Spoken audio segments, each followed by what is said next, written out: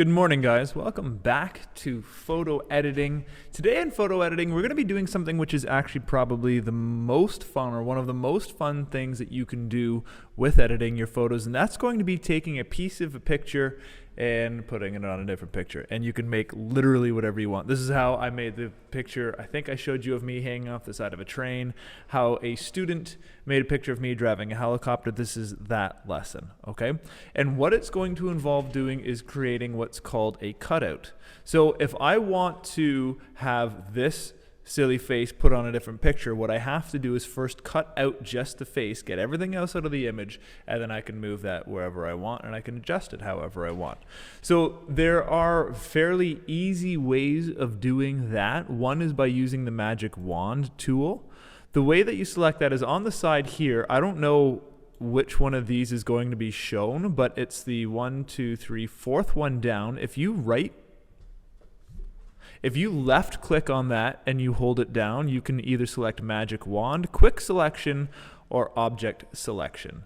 Okay, using the magic wand tool is the easiest way of doing it. I just don't know how this works very well.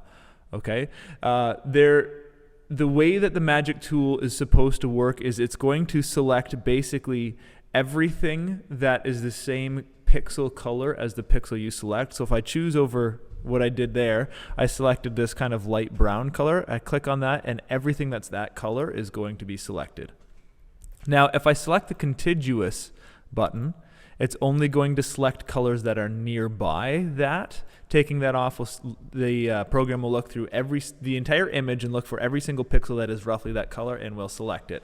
So if you have a very plain background and you're trying to isolate just the image, that's very easy to do and very useful to do because you select the background color and it should select everything. Okay. Now, another thing that you can adjust here as you are doing this magic wand tool is something called the tolerance. If you increase the tolerance, it will select basically everything that's remotely close to that color. And if you have a tolerance of basically 0, it will only select the exact color that you are clicking on.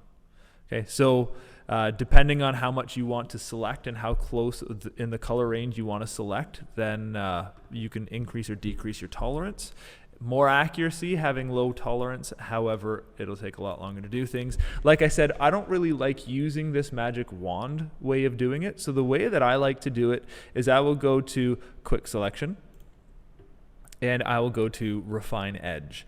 And that's the button up here you can press.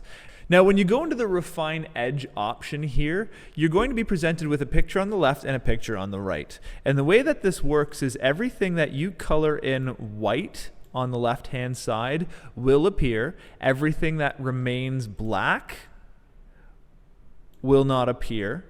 And if you choose gray, it'll allow kind of a faded version of that image, okay? This is the same principle behind a concept called masking, which we will get into in a later tutorial.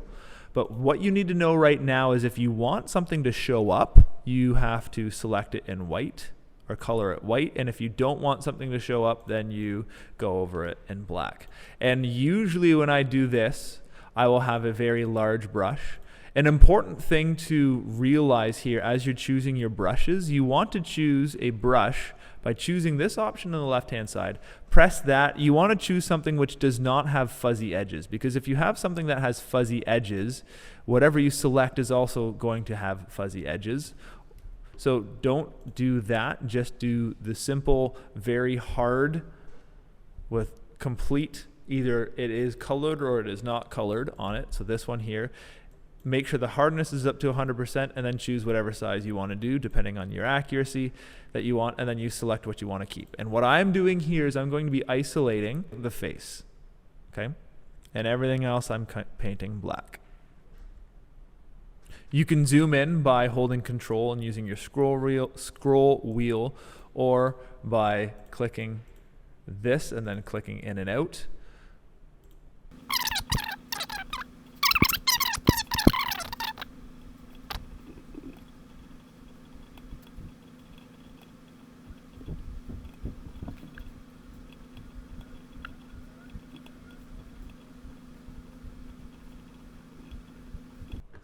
And that'll do. Obviously, it's not perfect, but it is, I think, enough to do what I want to do. Maybe I should clean up the neck just a little bit to get rid of any of the darker pixels you can see along there. And that looks good. So when you are done and you're happy with whatever you've done, you press OK. And you'll notice that this image is placed on a new layer, which is great because that means that you still have your original photo, so you're not going to accidentally be destroying anything, any information on that. It's just on a new layer here. Now, what you're going to want to do is select it. Okay, and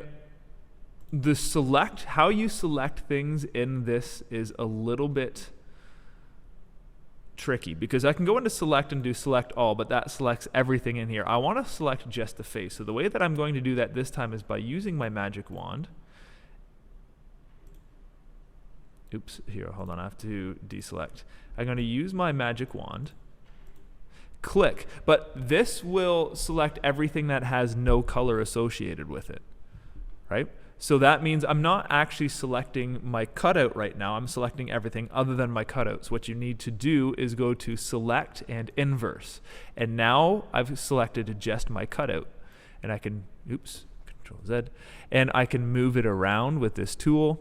I can resize it, and that's going to become important by pulling on it and changing it. Now, if you want to resize it without causing it to stretch in any way, you hold down Shift, and that will make sure it increases the length at the same time as it's increasing the width, which means it's not going to create something which is super stretched like that, okay? So keep that in mind. But now that I've got the selection here, I can make it whatever size that I want. I can also do Control C, copying it. Now, what I have already done is I've chosen another image that I want to put this face on. It's a picture of Bradley Martin, who is a YouTuber and a bodybuilder, and he's a very big dude. And what I wanted to do was put my face on his body so it looks like I'm super buff like he is. So with my selection here, I copied it, and now I hit Control V to paste it in. It will paste it on as a new layer, which is good. The only thing that's visible on that layer is the face. Everything else is transparent, which means that there's nothing else going to be affecting it. But you notice that the head is too small. And in this move tool over here, this is the move and resize tool. Right? So then, just like I showed you before, I'm going to click on the corner and hold down Shift to make sure my face doesn't get, stretched really awkwardly. And I'm going to make it roughly the same size as his head.